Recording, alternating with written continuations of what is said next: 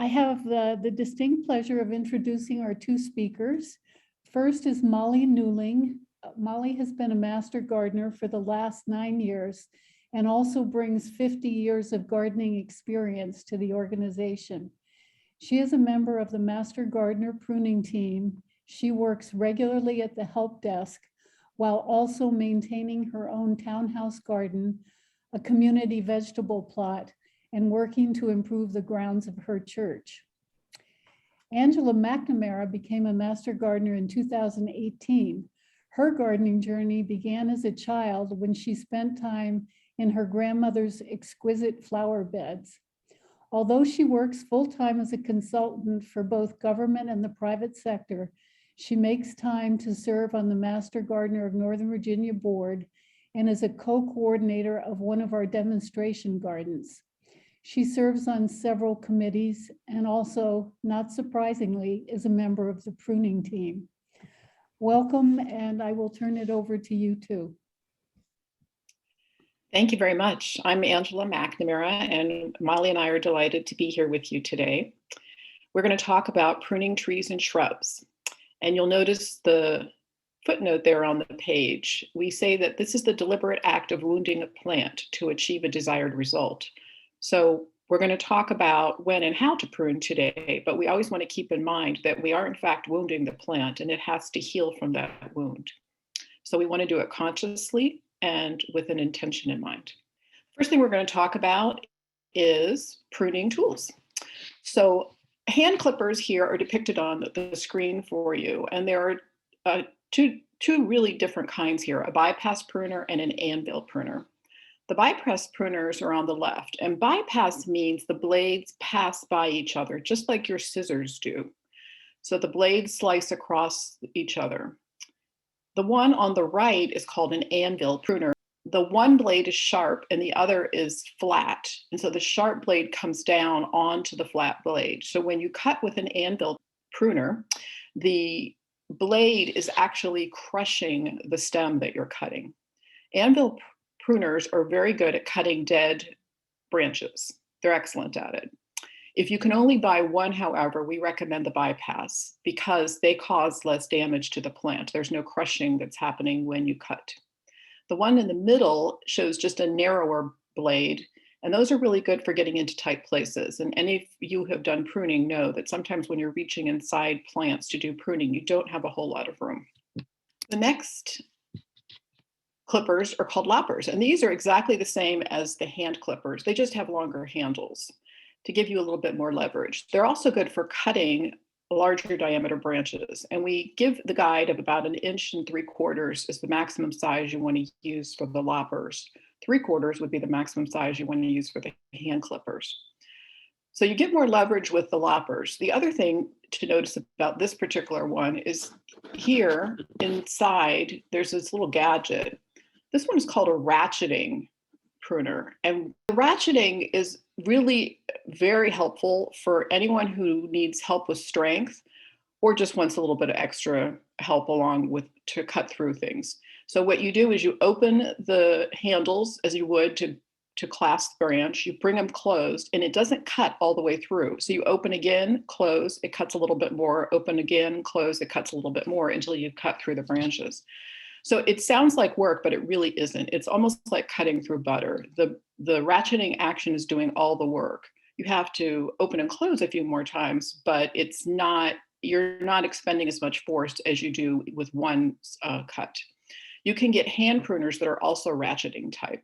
And if you're in the market for buying, I highly recommend them. It doesn't matter how strong your hands are, whether you have any problems using your hands or arms, they're really, really nice to use. In fact, my next set of loppers is definitely going to be a ratcheting lopper.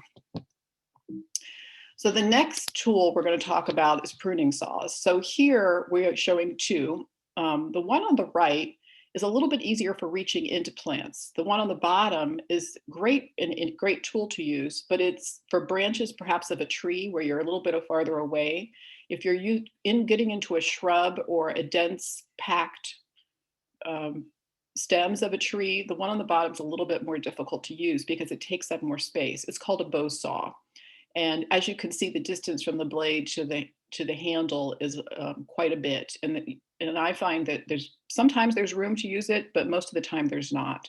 The one on the right is a lot easier to use to get into small spaces.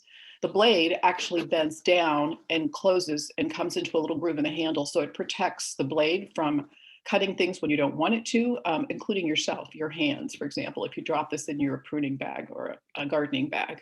Okay, so the one on the bottom here is called a pole pruner. And this is for reaching farther away from you than you can get with hand tools. So there are a couple features here to take note of. There's the saw here, which is just like the saw above.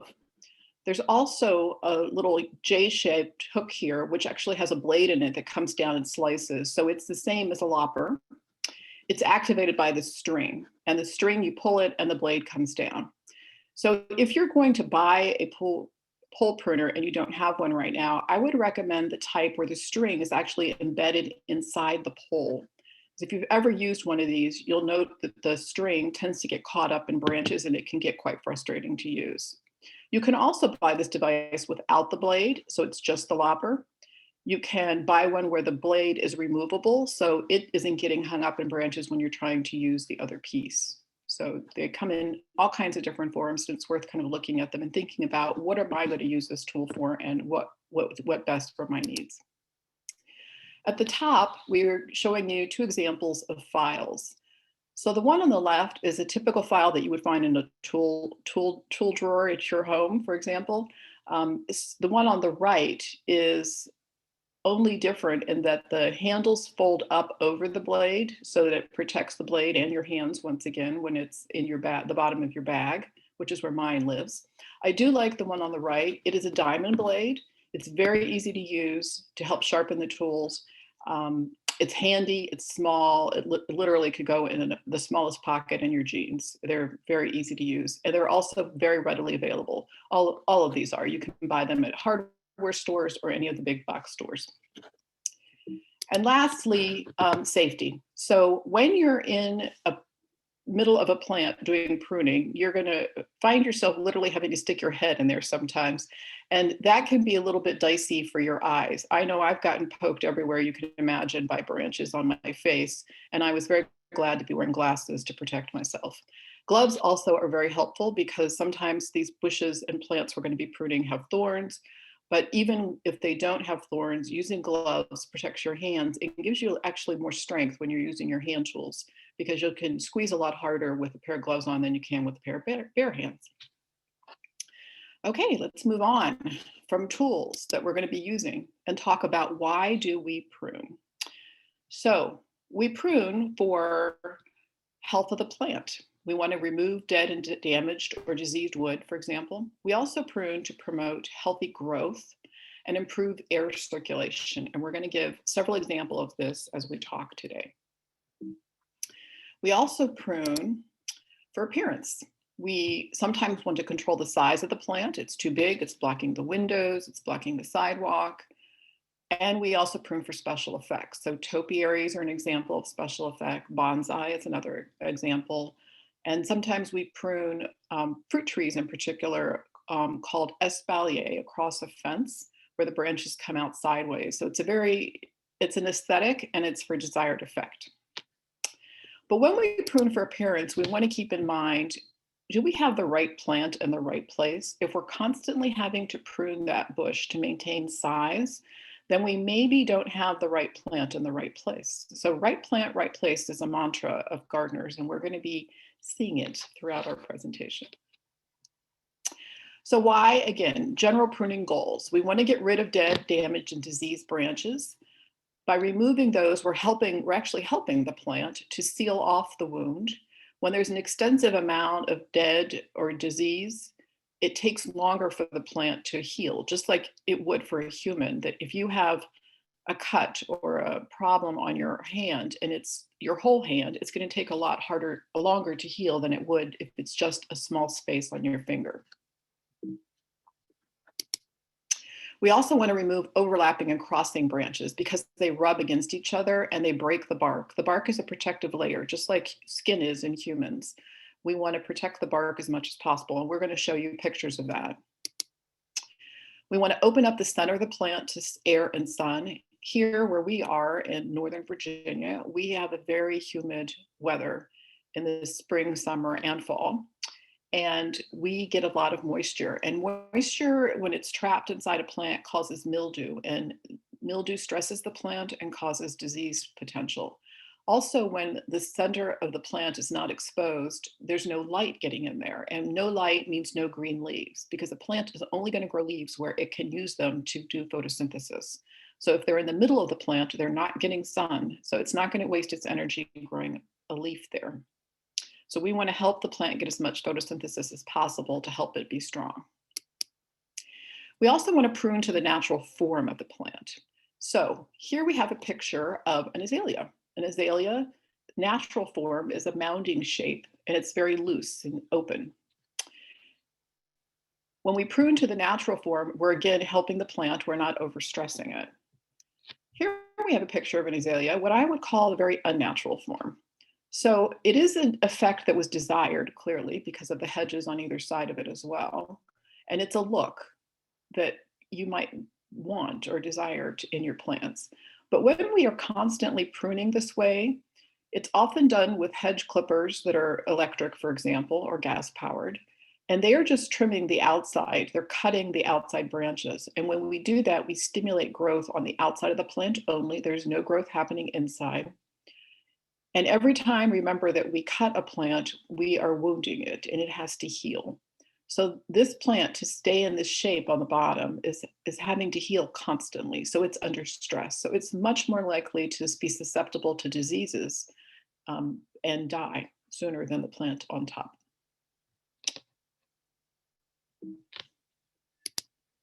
Okay, we're promoting health when we prune. So when? We're going to talk a little bit about when we prune. First, we're going to talk about deciduous shrubs and trees. So these are the plants that lose their leaves in the winter.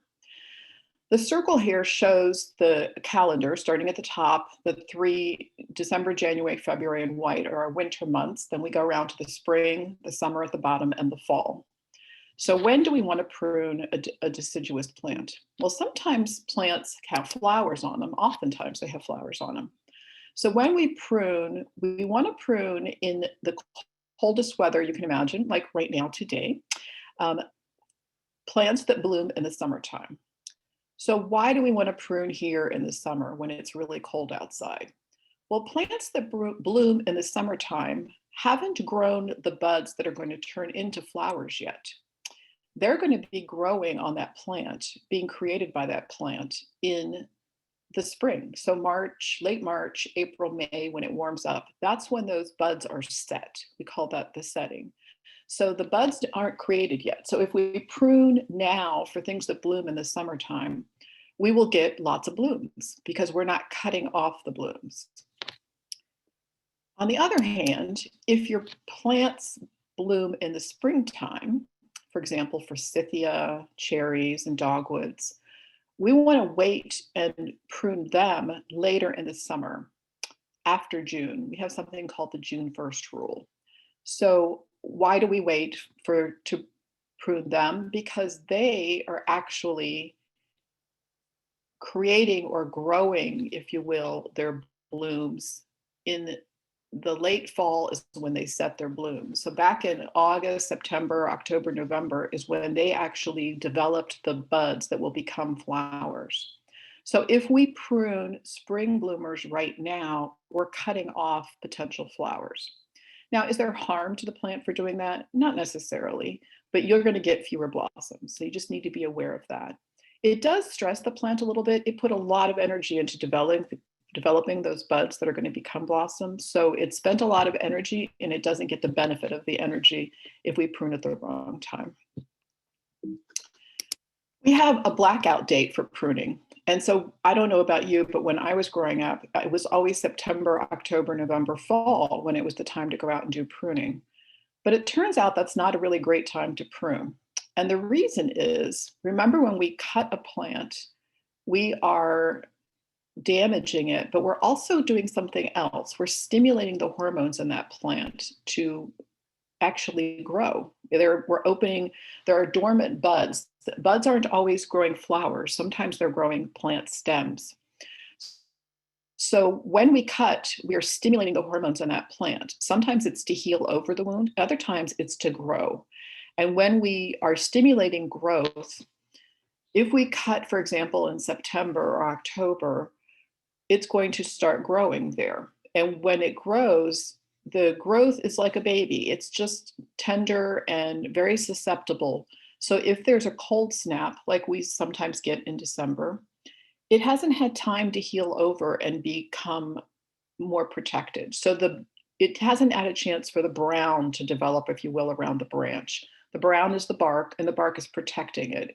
So when you see new growth on a plant, it's almost always a very light shade of green, for example.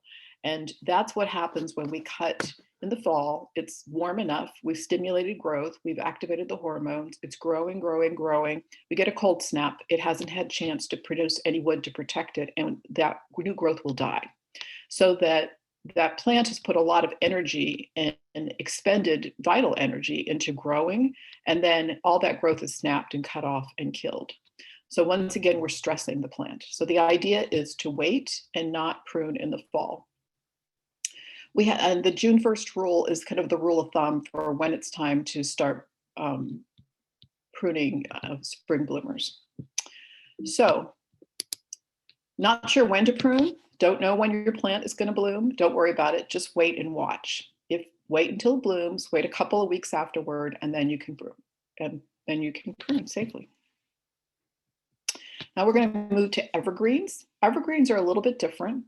So we do prune them actually a little bit earlier. And there are different types of evergreens. Some of them have what are called candles. And we're going to show you an example of a candle later on when we talk about trees in particular, because this is pine trees, for example. And we pinch back pine candles, and we wait to do that into April and May because they're just not long enough for us to do that earlier on. So that's why the pruning time is scheduled there. And we prune in the colder winter months when the plant isn't growing, and evergreens in particular. This is important because it's very easy to damage the bark of a plant when it's of an evergreen. Their bark is much thinner, as you'll notice when you're looking at it, than a deciduous plant like an oak tree, for example. And it's very easy to damage it, and damaging it creates a high risk for fungal infection. So wait until it's really cold to prune your evergreens. Now, if you have a plant and you're not sure when to prune it, the Virginia Cooperative Extension has a plant by plant guide, and you can easily find it by Googling VCE for Virginia Cooperative Extension, just the letters VCE pruning guide, and you'll find them. Now, I want to give you a heads up about that. We do have more information on resources at the end, so we'll repeat this for you then. A heads up on Virginia Tech's guidance. Keep in mind that Virginia Tech is located in southwest of us here in Arlington, Alexandria. It is much colder sooner there and colder later there. So their guidance is based on where they're located. So it is not going to jive completely with our circle diagram here telling you when to plant. So we've narrowed down the dates based on where we are located. I'm going to pause here to see if anybody has any questions, because I know that's a lot of information to take in on the when to prune. Okay, Angela, thank you. Someone asked about, could you talk a little bit about pruning after cicada damage? Sure. So cicadas, when they lay their eggs, they make a slice in the tips of branches of only certain plants. They're looking for tender branches where the bark's not too thick so they can slice into it, and they lay their eggs there. And when they do that, the branch tends to die. But our recommendation is basically to leave that alone and let the eggs fully develop their life cycle, because most of the egg development is happening while the branch is still attached to the tree. When the tip of it's only the tip of the branch. When the tip of the branch breaks off and falls to the ground, that's where the egg has advanced now, and it's into a nymph stage. And the nymph can then crawl out of the branch and into the soil, where it's going to spend the bulk of its life now, sometimes for 15 or more years, right? And then turn into a fully grown cicada and crawl back out of the ground again and repeat that life cycle. very rarely do cicadas really hurt the tree. We have to keep in mind cicadas are native insects. Most of our trees are native trees. They co-evolve together. If cicadas were to damage a tree so badly that it would kill the tree, there'd be no place for them to lay their eggs on future generations. So they've co-evolved and they're just fine together. Now, if well after all this life cycle has happened, and there's plenty of information on timing about that in any blogs or information you can find by naturalists, they're keeping you kind of appraised of when things are happening. They're easy to find. And you want to trim off a branch that didn't naturally fall, you can do that. And you can, so when a plant stem is dead, you can cut it at any time. You don't have to wait, or it doesn't really matter about timing. But once again, I would encourage you to actually leave the branch alone and let it fall naturally. And when it falls, let it lie on the ground. If it's in an area where you're going to be mowing, for example, like grass, because it was happening during the spring and summer, I just moved the branches over to plant beds and give the chance for the nymphs to crawl into the ground there. And I leave them there. Quite frankly, they're still there in my yard. Did that help? Any other? Yes, I think that's a great extensive answer. Someone asked about pruning azaleas that bloom in both spring and fall. Okay, so we do have some plants that the plant biologists have been hard at work in giving us ever blooming plants. We have that with hydrangeas too as well. So basically, you can choose when to prune based on your when you have time to do it. If you prune in the spring, you're going to be removing fall blooms. If you prune later in the summer, you're going to be removing spring blossoms. So just keep that in mind. Okay. Do you have any concern about pruning a deciduous tree when it's moving water and sap? I guess specifically they're worried about whether pathogens or insects would get into the wound. So it's always best, as a rule of thumb, we want to make our pruning cuts as small as possible so the tree has an opportunity to seal them off. Trees in particular, and woody shrubs, have an amazing capacity to be able to seal over wounds and protect themselves. They kind of compartmentalize the damage. There are some plants that tend to move more water. For example, maple trees now in the early spring are going to be moving a lot of water. That's what they're tapped for, that purpose, to generate maple syrup, right? So if you're pruning them when that's happening, you're going to get what looks like a lot of water coming out of the plant. It won't harm the plant. It will find a way to seal it off, but it can be a little upsetting to the humans and a little bit unsightly. So I understand that. But again, that's usually happening in the early spring when the plant is sort of waking up again. That's when it tends to move that liquid. So if you back up your timing and prune when the plant is a little bit more dormant, a little bit sooner, that's a better time. Okay. There was a question about whether broadleaf evergreens should be handled the same way as the evergreens you mentioned. So we're going to talk about evergreens and how to prune them and a little bit later, and I think that will be helpful to you. But in a general rule is, yes, you prune them in the same way. In terms of timing, the best time is still in the winter when it's dormant. Okay, great. Angela? Yes. It does sometimes depend on whether it's a flowering. If it's something like a rhododendron and you want to have the flowers, then you can take that into and treat it more like the deciduous plants that. I'm sorry. Yes. I was thinking different kind of evergreen, but Sure. yes, Yeah. if it flowers, you would treat it the same as a deciduous plant. And camellias as well. Camellias, there's some camellias that bloom in the spring and some that bloom in the fall. So you're going to have to time your pruning depending on the bloom time, unless you don't care about the flowers. Exactly. And finally, how would you trim or prune a live oak? I would treat a live oak the same way we treat any tree. Okay. It has growth on it all the time, of course, because live oaks keep their leaves year round. Yeah. We don't have too many live oaks in the Northern Virginia area. We do have some, but they're very unusual. It's a little bit out of their native environment. Okay, I think we can go on. Thank you. Okay.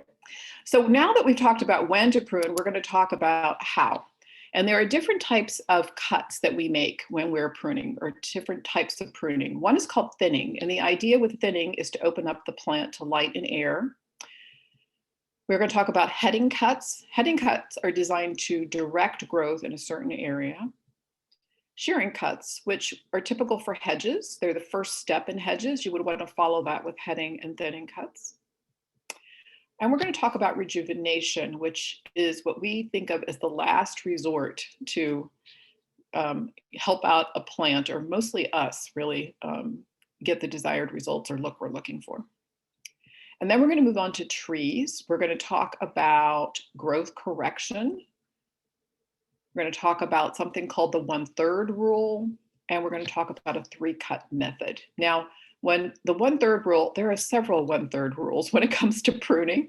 That one in particular is about trees specifically. Others are about plants in general. So thinning cuts on trees and shrubs. So on the right, we have a diagram of a tree, and the dashed lines are showing you branches that have been removed in order to thin the tree.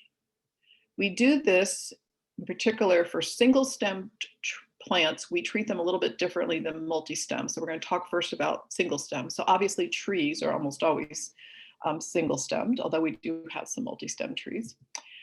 Laurels are an example of this. A dogwood tree is another example of this. When we thin on a single-stemmed, we're kind of cut back to a main branch or stem.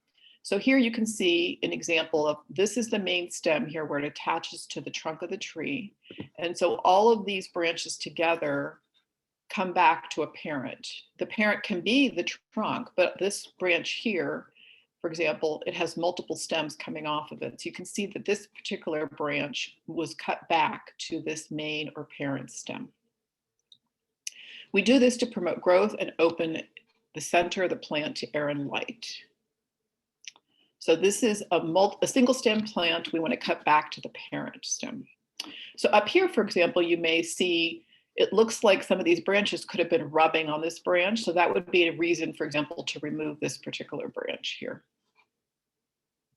Now, if you have a multi-stemmed plant, again, some trees, but most and many of our shrubs, examples are our forsythia and the ever-present nandina, for example.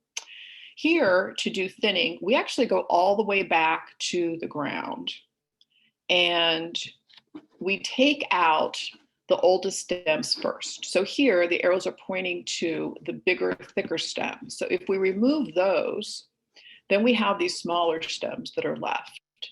This plant, multi-stem plants are always sending up new shoots from the ground. So if we do no pruning, it will become very congested. There will be no light and air getting to the inside of the plant, and the branches will be rubbing on each other, damaging the bark.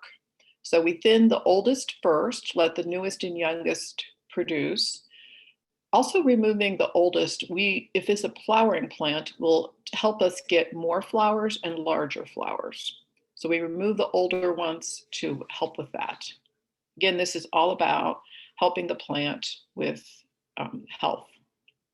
So here's an image of a plant, and I mentioned rubbing stems. Here we have 2 branches that are rubbing against each other. So which one should we remove? We usually remove the oldest first. The one in the front, closer to us, is the older of the 2 branches here. Then this one in the back that's going straight up is the newer of the 2. However, before you prune, I like to step back and look at the plant and see, where are these branches going? How many smaller branches do they have coming off of them? And then choose the branch that should be removed. So even though the rule is older gets removed first, you want to look at the overall shape of the plant and take that into consideration before you choose which one gets removed. So now we're going to move on to heading cuts. So heading cuts are designed to direct growth. We talk about heading cuts and we say we want to cut to an outward facing bud. Now, what is a bud? This branch here, I'll use the one in the middle because it's a little bit easier, this one here, the one that has the word wrong underneath of it. These 2 little nubs coming off to the side are examples of buds. So we we want to cut to a bud and would stimulate growth. Now, why is this one wrong and this one correct? This one here, when they cut, they left a little bit of a stub there. That stub is going to die. The plant is not going to grow from there. It's going to grow from the little buds that are sticking out on either side here. When we cut here, we stimulate the buds down below that have been dormant all this time to grow. So this one here, the topmost one, is the one that's probably going to grow and produce. That's going to get the hormone production, if you will, to allow it to grow. But the top part's going to die. That's why the one on the right is considered a correct cut. So this growth here is going to grow up and out here, looking at our picture. So we want to think about, when we make the cut, is that where I want the plant to grow? Do I want it instead to grow to the left? If so, then I should cut below that bud and remove it so that I'm stimulating growth to the left. Now, the ones slightly over here to the left are examples when the branches come up on either side. This is opposite branches. The cut was made a little bit too high here on this image. And again, this stub is going to die, and the plant has more that it has to seal off to protect itself. So if we can cut closer, it's better. Now, having said that, trying to do this in reality is very difficult, because it's difficult. Sometimes these are very small branches, and it's difficult to get in there with your clippers and not, in fact, damage the branches that you're trying to leave.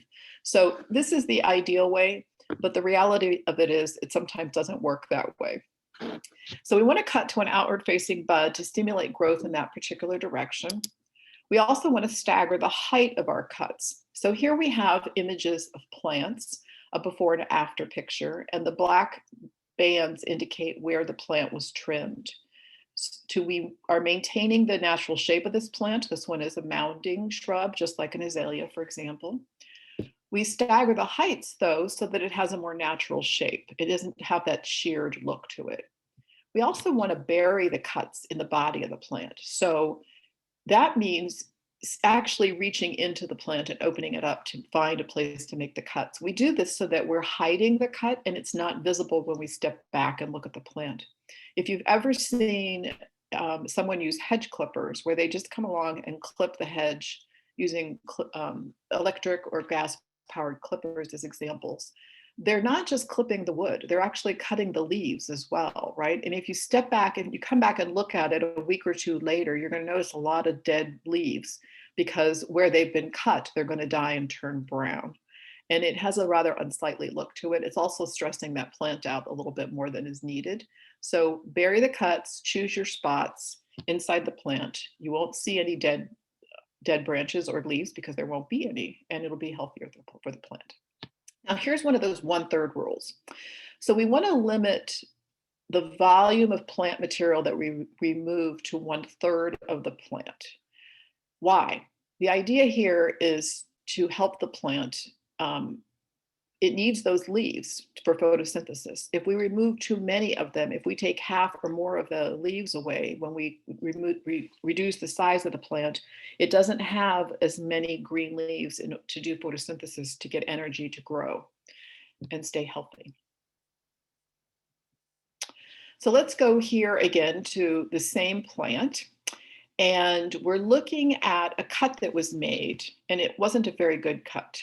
You can see the dead and branch sort of sticking out here. It wasn't cut closely. The cut, when it was made, stimulated a dormant bud there, and that's why this branch grew here. This is a new growth. You can see the lighter gray color.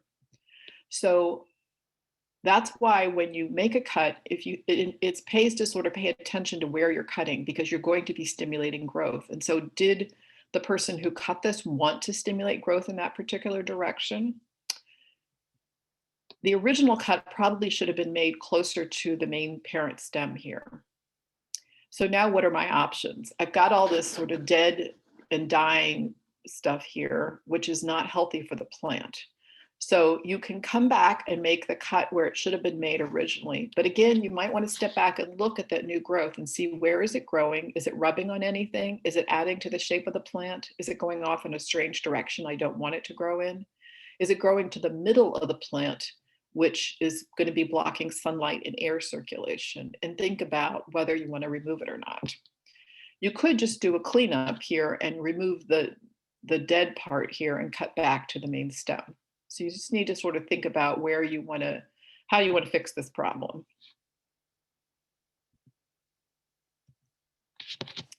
Now this is an image of an azalea. It is growing outside of my building. And for the record, I live in a condominium and I am not responsible for the hedges. This would be an example of one that was not pruned to its natural form. It was done with clippers, so there's a lot of growth on the outside of the plant and not much on the inside of the plant. So if we want to help this plant out, we can do something called heading cuts and go inside the plant and remove a branch. Remember, when we do a heading cut, we're going to be stimulating growth. So here we're opening it up, and that does mean we have to use our hands to open up the plant, reaching inside and choosing a place to make a cut. So those are Molly's gloves, and she's pointing to a place there because it's really hard to do this with just two hands. You've got the clippers in one hand, you have to open it up and reach inside. And in this case, I was holding a camera, which is even harder. Remember, we're going to be directing growth. So when we cut here, we're going to stimulate buds. If we were to cut out here, for example, towards the edge, we would stimulate growth here.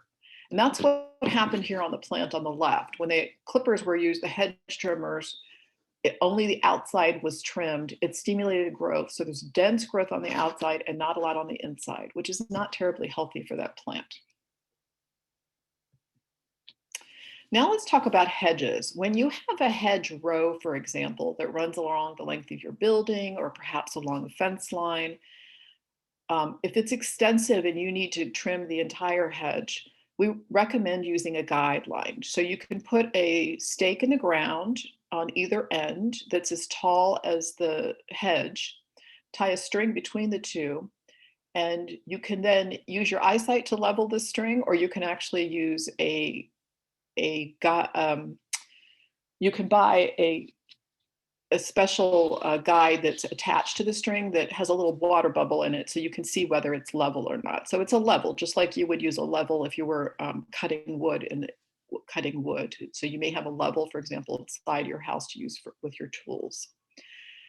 Or if it's just a few branches, a few hedges, you can just stand back and get an idea of where you want to trim your shrub. Now, after you shear it, you need to go back and do those heading and thinning cuts to bury the branches. And also remember, we want to stimulate growth on the inside of the plant, not just on the outside of the plant. The stimulating growth on the outside only, remember, is going to make it dense. No sun and light are going to get inside the plant. So the image on the left is showing you one that is wider at the base than at the top. And this is the ideal way to trim a hedge. Why? Because sun can actually get to the bottom of that plant. When we don't trim it wider at the bottom, eventually over time, we're going to get the look on the right.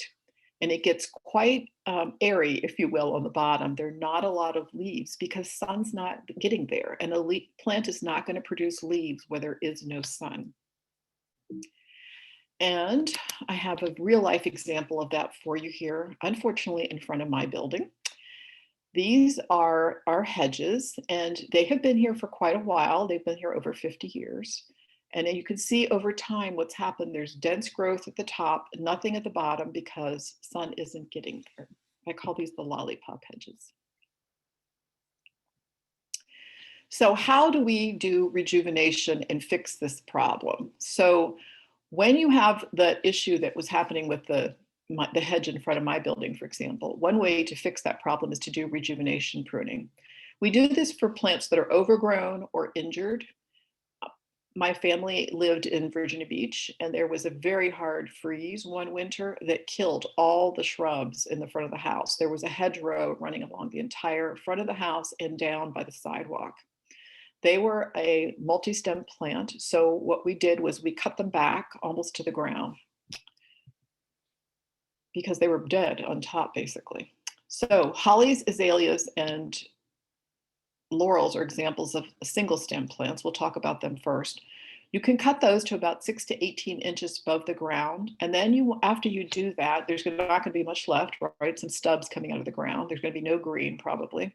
You want to thin them after you do that as well, because when you cut them back so hard, you are stimulating a lot of hormones to produce a lot of those latent buds are going to pop out now and generate and become new stems. And it's going to be quite bushy. You're going to have literally a head of hair, green leaves covering that entire stub. And it can be actually too much. And some of those are quite weak. So you want to cut back to a major branch or stem to encourage the growth to come from that particular one. Now, if you have a multi-stem plant rather, like a forsythia, here you can cut them all the way back to the ground. Now, will the plant actually rejuvenate or did we kill it? Most plants will rejuvenate here. However, there are some that won't. We have to be careful doing this. For example, if you cut back into brown wood where there's no green growth and it's a evergreen, it is not going to stimulate growth. And I don't mean the evergreen with the leaves. I'm talking about the evergreens that are the conifers, for example. So you have to be careful about what plants you do this with.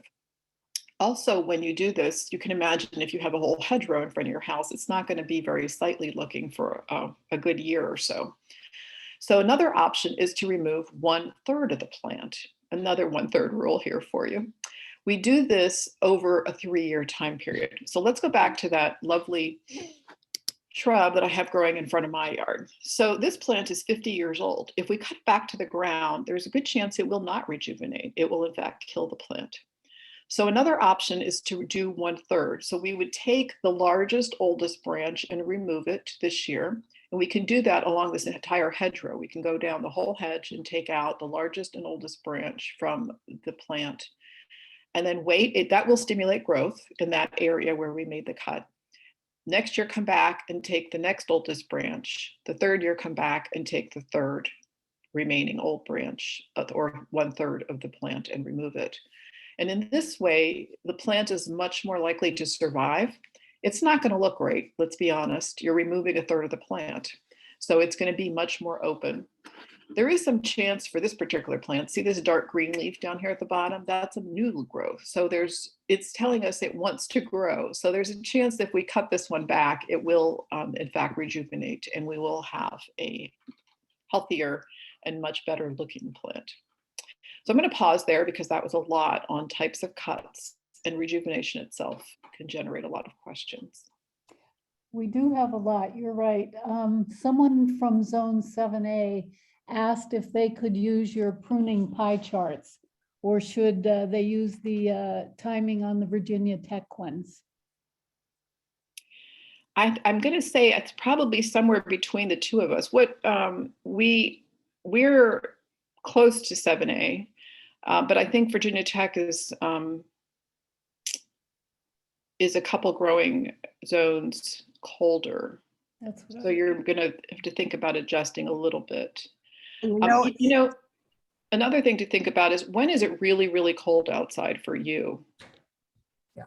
Is it, sooner or later than our pie chart? we're giving you general guidelines, but you have to go outside and check the weather and all right, it may be in timing, it's okay to go ahead and prune something, but it's going to be freezing, and if you do it, you're going to kill all the new buds, so don't. Someone else asked, they have an evergreen that is still flopping from ice buildup this winter. Should they tie up the evergreen or should they prune it? That's an interesting question. Yeah. So I just watched a continuing education that was presented by our extension agent on that very topic. So when a branch bends over because of the damage, where the bend has happened, the cells in that area are permanently damaged. They're never going to grow back the way they were before. So if you tie it up, you have to understand the tying up isn't going to help it grow the direction you want it to grow. Where the damage was done, the damage was done. Okay. There was a question about lanternfly infestation and whether there's some alteration in your pruning that should be done if you have a lanternfly infestation. We haven't had a lot of experience right in our local area with lanternflies. We have a feeling they're coming, but we really don't have the background on that yet. So I feel personally hesitant to give you advice on that. I agree. I think where your local extension agent is the person to reach out to, because if you have lanternflies, they know about it. They're working on that issue and they're in contact with people, arborists who are better able to answer that type of question. Okay, great. Question about, is there anything different you do to prune a fruit tree? You're using the same cuts, but you want to open up the tree a lot to get sunlight right down into the middle to get the best fruiting and development of the fruit. And you probably would prune it more. Well, we would say prune it harder, prune it more rigorously than you would an ornamental tree. That's kind of pruning 301. This is pruning 101. You really should look up some specific information on the fruit tree or plant that you're working on. Yes, Virginia Tech and University of Maryland all have great resources on fruit tree and fruit plant pruning. We recommend you look for those. Right. Okay. Is there anything special you do to prune a dwarf Japanese maple to highlight its form? Again, we're not getting into bonsai. They grow, you do have to be aware that they grow very slowly. So anything that you do, it will take it a long time to bounce back from. I would follow the form of the tree as it's displaying itself to you, but just be slow and careful. Okay. Andrea, Angela, do you have experience with this? No, I don't. But I think when things grow slower, they heal slower. Yeah. And so I would be very judicious with my cuts, and I would limit them to places that are problems. So looking at obviously diseased and damaged would need to be removed. And you might want to remove less than 1/3 of that plant per year, for example. Right. Yeah. I mean, a forsythia, you can whack way back and it will look almost like the same as it was in 2 years' time. But a dwarf Japanese maple, it will take far, far longer to recover. Okay. Your rule about thinning the oldest part of a shrub first, does that apply to roses and figs? Definitely to roses. Yeah, roses are a woody shrub. Just treat them the same as you treat any other. They're not a special woody shrub. They're just a woody shrub. They're more problematic, but that's because we try to grow them in an area that roses probably shouldn't be grown in. Figs are producing a fruit, right? And so you treat them more like a fruit tree. Yeah. Okay. But again, probably to keep pruning them regularly so that they keep producing new shoots and will be more productive is probably a good idea. Some places figs die all the way back to the ground. I saw there was somebody from New Jersey, and some places in New Jersey, they died back completely to the ground every winter. So everything is new growth. But here, it's not so cold. Yeah. There was a concern someone raised. They would like to reduce the height of a plant. And if you only trim it by 1/3 and it recovers 1/3, you're kind of chasing your tail. So You are. Well, not completely, because when you do a thinning cut, remember when you're going back to the next branch, that does not stimulate the hormones the way a heading cut does. So if you do thinning cuts, you will not get the same immediate rebound of growth. Maybe some, but it'll be much less. So, but you want to do it slowly, and you would want to always keep an eye on the balance of the tree. We'll talk about that a little bit more with trees, but. Okay. There was a question about pruning hydrangeas, but I'm going to refer them to your great handout specifically on pruning hydrangeas. Someone else asked about a river birch, which is drooping and sending long branches in the way of their pathways and outdoor shed. can they trim just those tips, or do they have to trim the branches all the way back to the trunk? We're going to talk about pruning trees here a little bit later. Okay. Keep in mind, if you just trim a branch where you're running into it, you're going to stimulate growth there potentially. So you want to be careful about where you choose. And so you need to cut back to a main stem. And we're going to talk specifically about that a little bit later. Yeah. Okay. Someone Also, else. river birches are one of the plants that will generate a lot of water, what appears to be water, it's sap, if you cut them too late into the spring. Okay. Is there a minimum age that you would recommend for pruning a bush or shrub? There's definitely is on trees. With shrubs, it depends on how fast they grow, I think. Shouldn't prune so much that you're really stunting their growth. I mean, but because they're not getting enough photosynthesis. They need to develop their roots, and they need leaves to develop their roots to make them a strong plant. Okay. Someone else asked, they have arborvitae which have started to grow into each other. Okay, Should they trim them to keep them separate? We're going to get to those shortly, but Okay. that just depends on really the look you want. Okay. I think that's good. We can go forward. Well, once again, and this came with the person who was saying, if I remove a third and it grows a third, am I,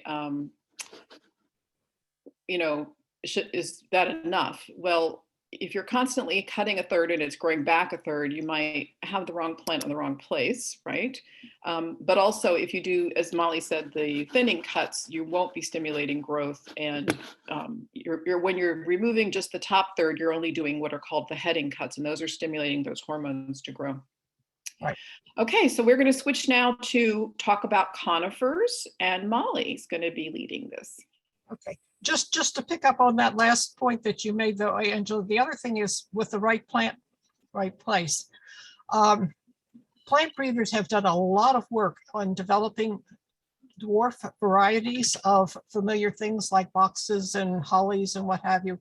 So you can almost always find a plant whose mature growth will fit into your landscape. We live in a very urban area. People have very small yards, and that's what they need, are those smaller plants. If you have 2 acres, then you can really go for the big stuff, but try to fit your plants into the space that you have and look at their ultimate size before you plant them. Okay, conifers. There are 2 different basic kinds of conifers. Conifers are plants that have, instead of the broad leaves, they have, conifers have needles or scaly leaves. So they have a very different type of leaf than your traditional oak, ash, maple, birch tree. The ones that are it's called whorled branches. The needles come out in a very distinctive circular pattern that goes all the way around the stem. Are the whorled branches one. Pines, spruces, and firs are the major ones. Most of what we have here are pines, spruces, and firs don't really grow well here. It's not cold enough. To thin them, you can use your normal thinning cuts going down to the next branch. And remember, we talked about the pencils. This is the bud down here of the pencil in the lower picture, and it's very small, just starting to develop. That's going to be the next. It's going to come out with a stem and then put out another whorl of needles all around that stem. At the top of the drawing is how it looks as it starts to develop later in the spring, and it gets that long candle that's sometimes called. Whoops, we got.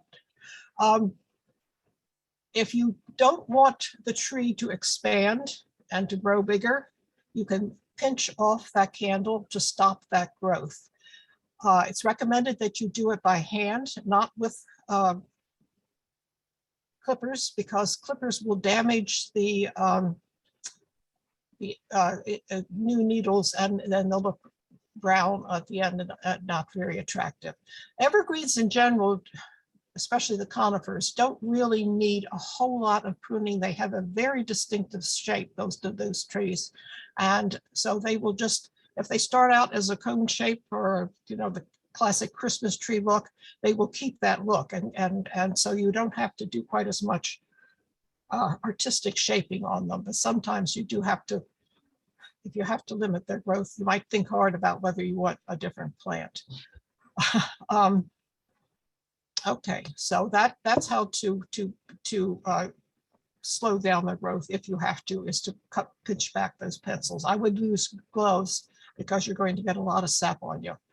Yes, these are what are called random branch conifers. They still have the scaly needle-like leaves. These are junipers, arborvitae, yew, but they are not arranged in a circular pattern around the stem. In fact, they often have a rather flat fan-like look. You can prune them again, just like a deciduous plant, back to either a heading or a thinning cut, but there is a very specific rule about cutting them back.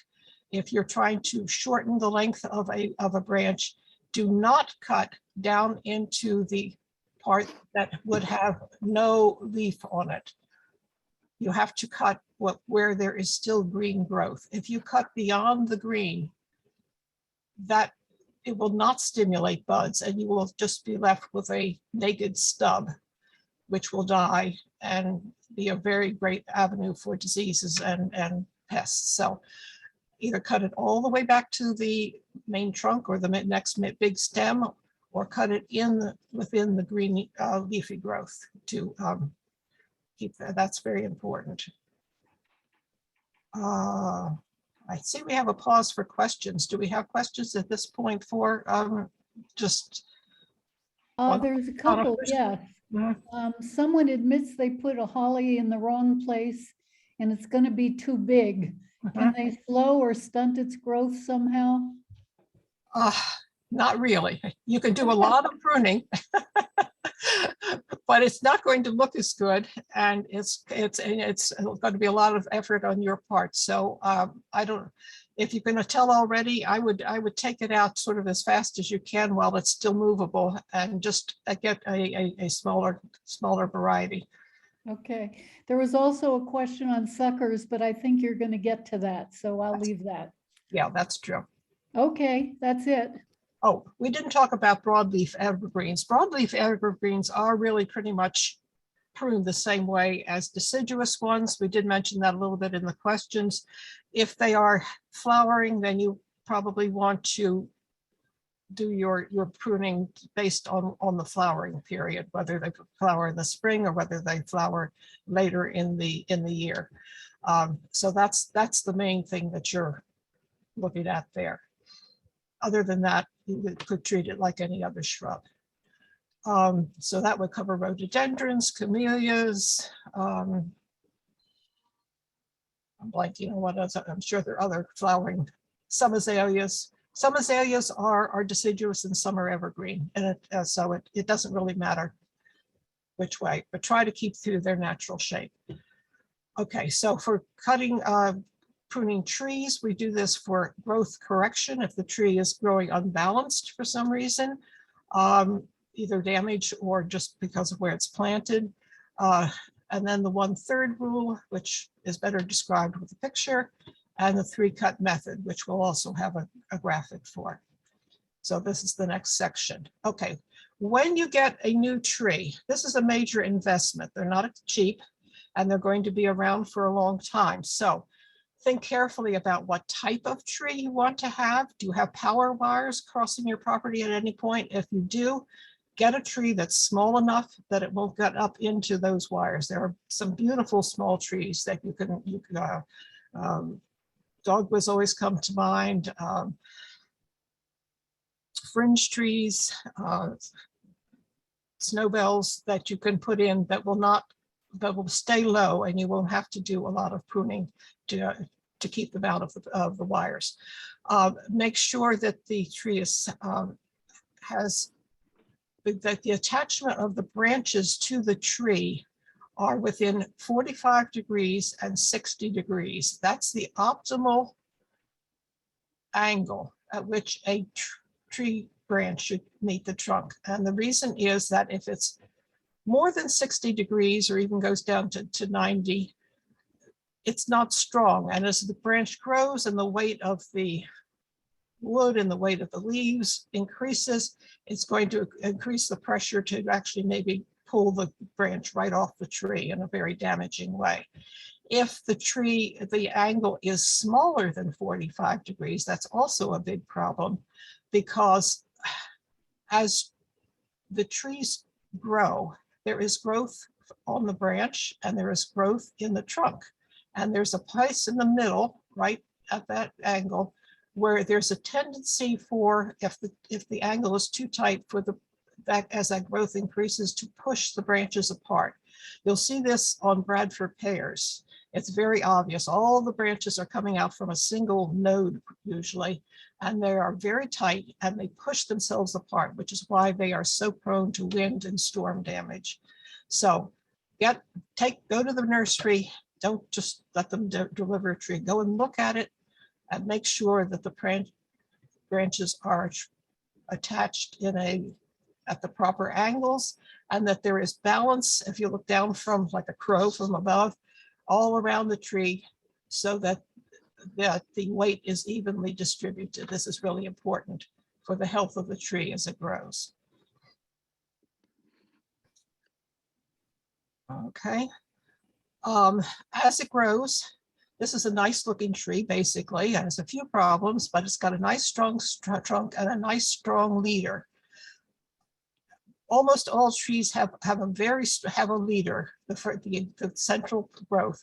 And if the tree by some accident loses its leader, another branch will take over and grow up more vertical to take over that position. That's the trees have that innate characteristic, that they have a very strong central leader.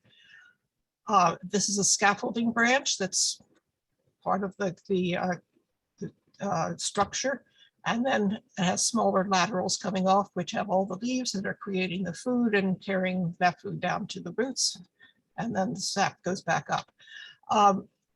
Some trees have a strong tendency to create new growth from the very bottom, called suckers. We don't usually like to encourage this. It's not usually very attractive.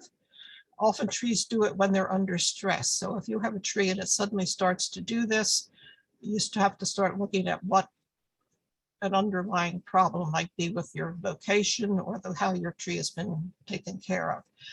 Generally, we just cut those off right there at the soil line. Crepe myrtles do this a lot, and trees that have often have multi stem trunks like crepe myrtles. They can, most of the time we remove them, but they can be an advantage if one of the larger trunks gets damaged in some way. You can encourage one of or two of the suckers to grow and to take over the space that the one that was damaged and had to be taken out had. The same kind of suckering also can happen on the limbs, and they're called water sprouts. Fruit trees tend to do this a lot. I have actually seen them also on dogwoods. They're also considered often to be a sign of underlying weakness to the tree. And again, they're usually removed. In fruit trees, they generally don't flower or fruit, so they're not useful to the tree. So, and because they're, along with, they will develop and grow within the interior part of the tree and cause cut down on the flow of air and sunlight. So they also are not helpful for that reason. You want to keep your tree structure open and wide and strong. Okay, any questions here? Seem to have a lot. Yes, we have a few, Molly. Someone asked if you would elaborate a little bit more about where to cut an evergreen branch, specifically where it's still green. They didn't quite understand the point you were making. It took me a while to understand what this meant also. Imagine an arborvitae. A lot of people have these. It's a very common tree. As the tree grows and the branches grow outward, the growth around the outside naturally shades what's the branches that are inside, and they lose the green, and so that those needles turn brown and often just drop off. And so there's green on the outside, and there's that, and then no growth on the inside. So if you're pruning back an arborvitae or a similar or juniper, you can cut back that branch, but you do not want to cut it beyond where green leaves are showing. Because if you cut it back to where it's just bare branch, it will just sit there as a bare branch. It will not, it does not stimulate the hormones that we say normally pruning will do, because apparently there are no buds in that area, and so you get no growth, and it's just a bare stick sticking out, and eventually it will die and harbor disease while it does so. I hope that's more clear. I think that's great. There have been 3 or 4 questions about suckers and water spouts. Asking for, are there any suggestions specifically to discourage a plant or tree from producing them, or is it mostly just taking a look at their environment and trying to improve that? Well, good tree care is always a good thing to do. You want to make sure that your trees get enough water in times of heavy drought. You want to, and it's better to water them deeply, but not super frequently. So a deep watering once every 2 weeks is better than sprinkle, sprinkle, sprinkle a little bit on the surface every day, by far, because you need the water to get right down to the roots. Correct mulching is very important, and you do not want to pile any kind of mulch up around the trunk of the tree. You see this all the time in trees that are maintained by landscaping companies, and they're familiarly known as mulch volcanoes. They are extremely bad for the tree. The roots are designed of a tree to be in a moist and dark environment. The trunk of a tree is not. And if you cover it with mulch and make and cover the trunk, the bark with that, it will rot the bark and you will weaken the tree considerably. It may just fall over on you. So those are 2 things that you could do right away. There's just some varieties of tree that are more prone to the suckers and the water spouts, and you have to be aware of that. If there are a lot of them, you might want to, again, using the 1/3 rule, not cut them all at once, but cut maybe a third of them, wait a month or so, and then cut another third, because if you cut them all at once, you may stimulate them just to make a lot more. Okay. Couple of questions about timing. When is the best time to prune a holly?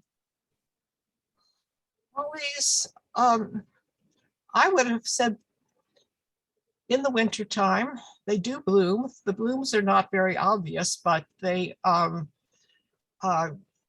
the basis of the berry, and usually people like berries on their holly trees. So if you cut back too much when they're before they're blooming, you'll cut off, you'll lose the berries for that year. So I would say in the winter time, that's what. But you're doing it for shaping, you don't, unless you've lost a branch somehow, and then that's restoration pruning. Okay. Someone has an ancient yew that has a lot of bare branches at the base.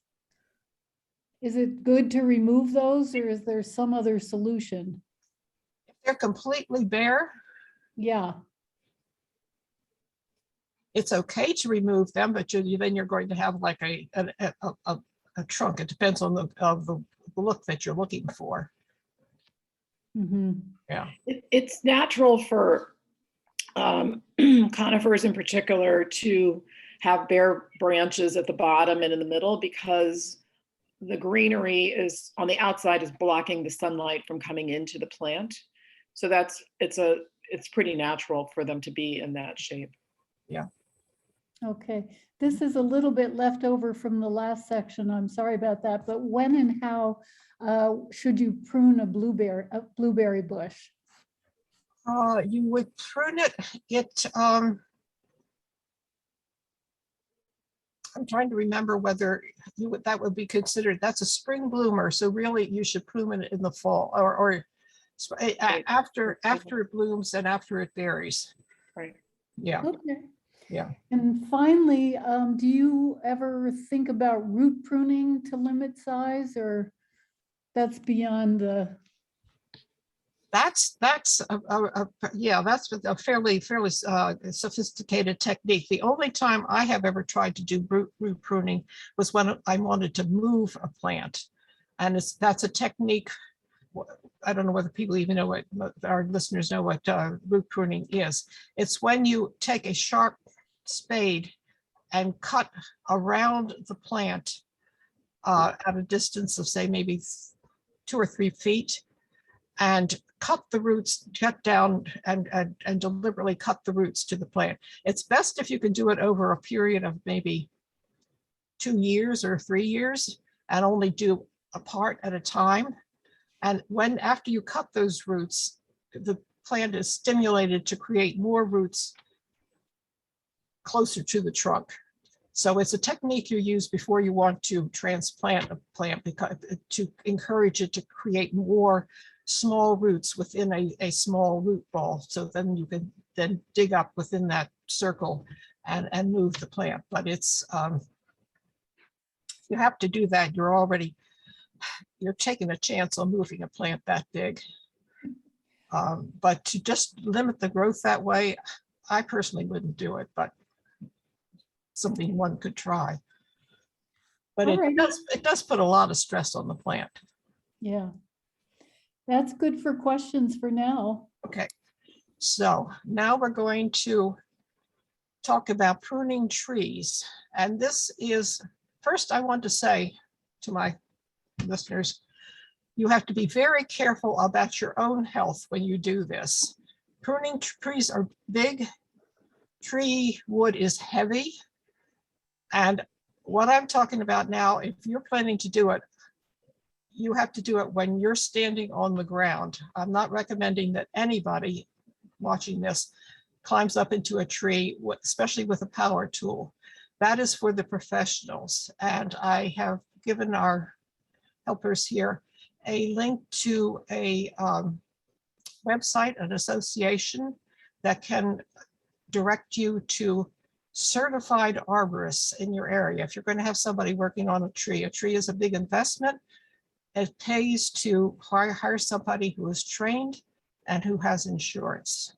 So with that caveat, this is how you could prune a tree. When trees grow, and I already mentioned this, they create this branch bark ridge between the branch and the trunk of the tree itself. It's rough bark tissue that kind of pushes up as the two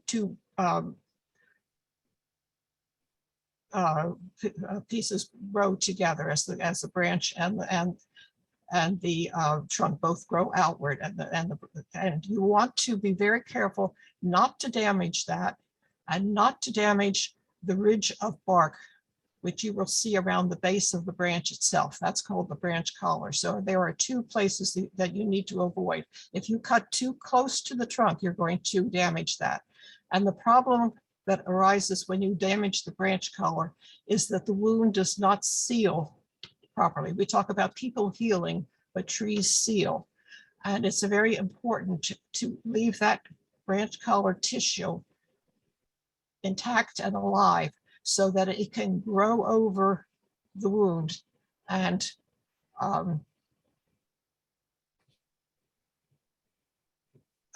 keep the tree healthy. So here's your bark ridge, and here's the bark branch collar around. So on some trees it's very obvious, in other trees it's not so super obvious, but try very hard to look for it. Here's a place where a branch was cut off a tree correctly, and the branch collar is growing over this spot to completely heal the tree or seal it. And here is where it is completely sealed over. If you just look casually at that tree, you will probably not even ever notice that there was a branch there. And trees this is their natural tree healing process that they've developed over thousands of years. You do not have to, emphasize not, apply anything to that open wound to, quote, help the tree, because actually you're not. No paint, no tar, no fancy thing from the catalog. Leave it be. The tree knows what to do. Okay. All right. Now, if you are removing a branch, and if the branch, and my rule of thumb is that if the branch is too big for you to use loppers on it, you need to use a saw, and you need to use this technique. Anybody who has ever not done this in this way will regret it. And it's a 3-cut method. It's very simple, but it's very important. You start off, you're going to make 3 cuts, and you start off with the one in the middle, number 1. You take your saw and you cut from the underneath about 1/3 of the way up into the branch. Okay. Now you take, and about, depending on the size of the branch, either 1 foot to 6 inches away from the trunk itself. Now you take your saw and you begin to cut from the top down, and you take off that limb. Now, why do you do it that way? This branch is going to be extremely heavy. As you're sawing, and you get it to about here, the weight of this branch is going to make this branch fall down and rip the bark off the remaining part of the branch. If you have made this cut first, it will rip only to that point and stop. If you have not made that cut, it's going to rip all the way down the trunk and look like that. This has happened, obviously, was not done by a professional. This is probably some kind of storm damage, but it's ripped and not only broken that branch, but it's ripped all the way down to here. That is a lot of tissue to seal over for any tree, and it's a perfect entry for disease, pathogens, insects, you name it. The tree's going to struggle to cover that over. This tree is in very, very poor shape, and you can see the size of the wound over here. So after you have done those 2 cuts, you are left with a short stub. You can go back with your saw and cut here. Now you've got only this part, the weight of that, which is not so significant, and it will avoid a tear going down to the trunk. So this is really, really important. And I have seen this happen more than once doing demonstrations with the master gardeners. We've done cut number 1 up from the bottom. We've started cut number 2 going down here, and bingo, the branch drops, it rips right back to here. And it's a perfect example. If we had not done this number 1 cut, it would have ripped all the way down to here. Okay. So try to remember that if you don't remember nothing else. Okay. This is the 1/3 diameter rule. This is a little more complex and tricky, but if you have to shorten a branch, usually because it has been damaged in a storm or for some other reason, but or maybe possibly diseased, if you have to cut back a branch, Holly, this would also apply to the question or someone asked earlier about a branch intruding into a walkway. This is true. Yeah. So if you have to cut it back for that reason, although if I were cutting back something like that, I would probably cut it all the way back to a larger thing to help prevent it from regrowing again. So you have to look at the rest of the branch and consider where you're going to make that cut. And the problem is that trees are like pipes. They have veins, they have arteries bringing moisture all the time up from the roots and into the branches. And this is a big pipe. It's got a lot of fluid in it. This is a pretty big pipe and it's got a fair amount of fluid in it. This is a pretty tiny pipe and it's not going to be able to hold much fluid. So if you cut here, you're going to direct all that fluid up into this one tiny little branch, and it's not going to be able to handle it. It's probably all going to weep out the end and look terrible. So you have to look, the branch to which you cut should be at least a third as big as the branch you are cutting. That is what the 1/3 diameter rule. And it's a little abstruse, but it helps the tree recover from a fairly major cut to its structure. And if you had to prune back a very large branch on this side, you might have to look at the tree and think about whether you have to prune something back on the other side to keep the tree balanced. Because if your tree gets terribly unbalanced, either because of the need for heavy pruning or just because it's placed located in a way that it's only getting sun on one side, and so all the branch structure is on one side, that's not great either. So here are some other things. No tree topping. I hope if you don't know what tree topping is, I've certainly seen it because this happens far too often.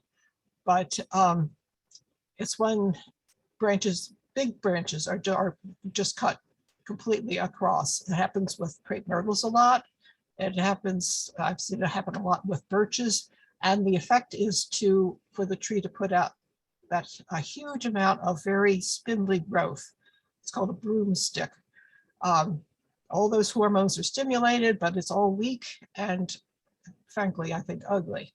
So if you have to reduce the size of a tree, cut it down to another big branch and you will not get that effect. This is the power company. The other picture on the right is the power company's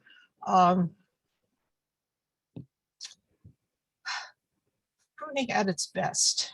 They have completely destroyed the leader of the tree and put heavy weight on either side of that tree, and the trunk is probably going to fall apart. One of the big sides is going to go right down on the road, which is really an accident waiting to happen. Don't put a big tree under a power line. Consider the size of a plant before you put it in the ground. Check the label, look it up online or in a book and see what the ultimate size of the shrub is going to be. Don't plant them too closely together. Give them room to grow so you don't have to go out there constantly pruning. I enjoy pruning, most people don't, but you will cut down on the amount you have to do considerably if you plan ahead. So research the mature size, and again, right plant, right place. You can usually find something that is of the size you want, the shape you want. That's their natural shape of the plant, so you don't have to do huge amount of catch-up pruning afterwards.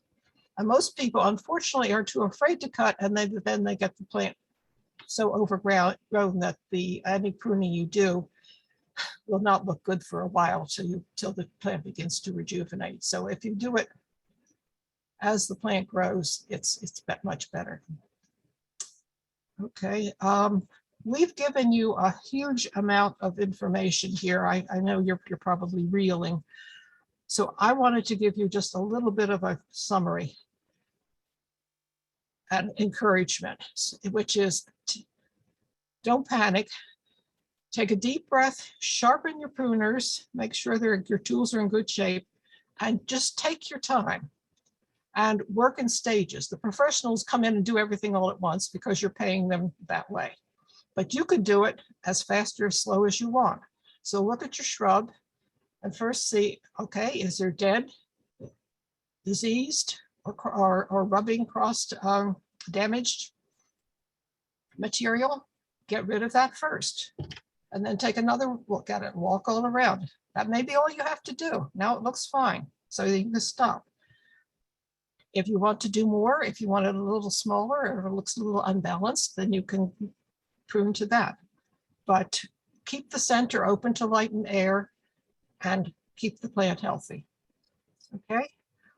These are some resources. I think you got a handout with the link to the program itself.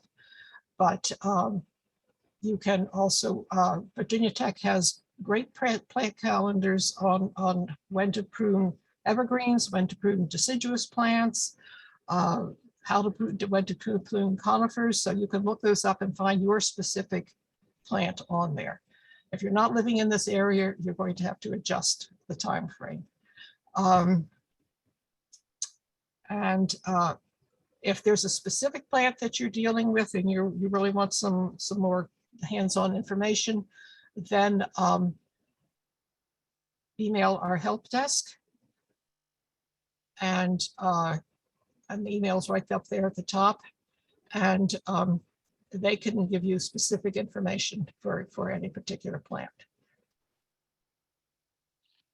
Okay, I think we're down to the final questions. We are. So I good think- resources are available from Virginia Tech. You can just Google VCE, Virginia Cooperative Extension, VCE, and then whatever you're looking for, VCE, pruning conifers, pruning evergreens, and you'll get right to the information. It's much quicker than trying to find your way through by going to their website. You just Google it and you get great information that comes up. When you do research, as a rule, on the right, we have a search tip for you.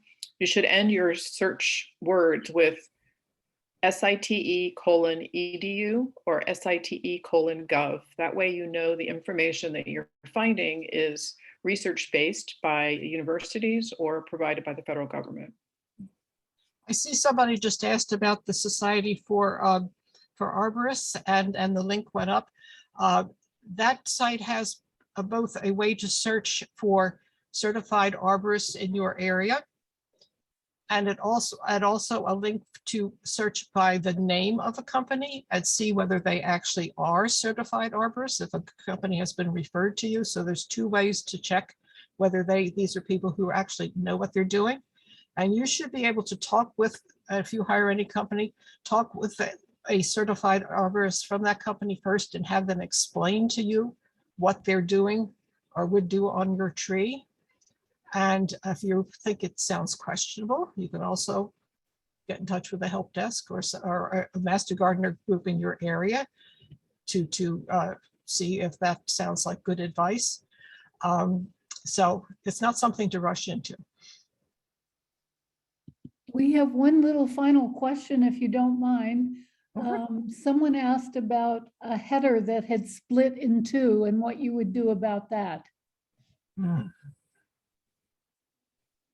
A header? You mean the leader of the plant? Leader, sorry, leader, yes. A leader, okay. Oh. If the leader gets damaged, the best thing you can do is to take it off below if it's split, or down below where the split stops, or if it's just broken over, prune it off below the break. And with a conifer, you can actually train one of the branches just below that cut to come up and take over. You can actually put like a little splint, like a piece of wood, to fasten it to the main trunk and extending up, and then kind of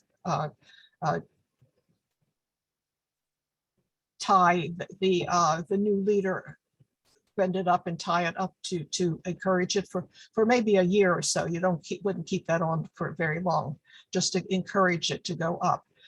For a deciduous tree, usually the tree itself will start to correct that problem. It will probably look a little wonky. It won't be quite as straight and true as the original leader, but it will they will automatically adjust for that.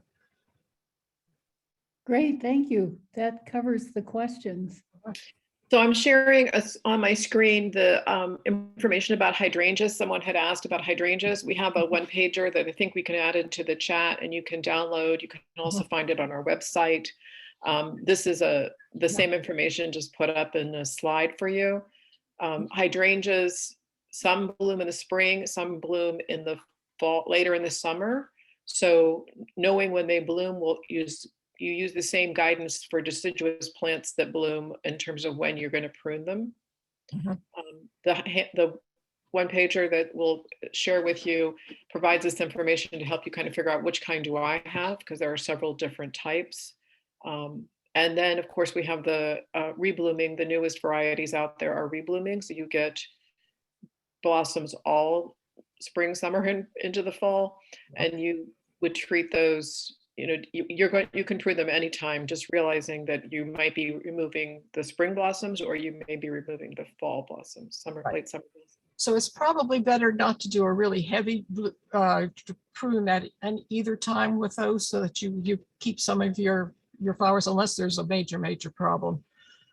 Yes, those are nice, but they do make pruning rather complicated. They do. Well, So Molly and Angela, thank you so much for this presentation.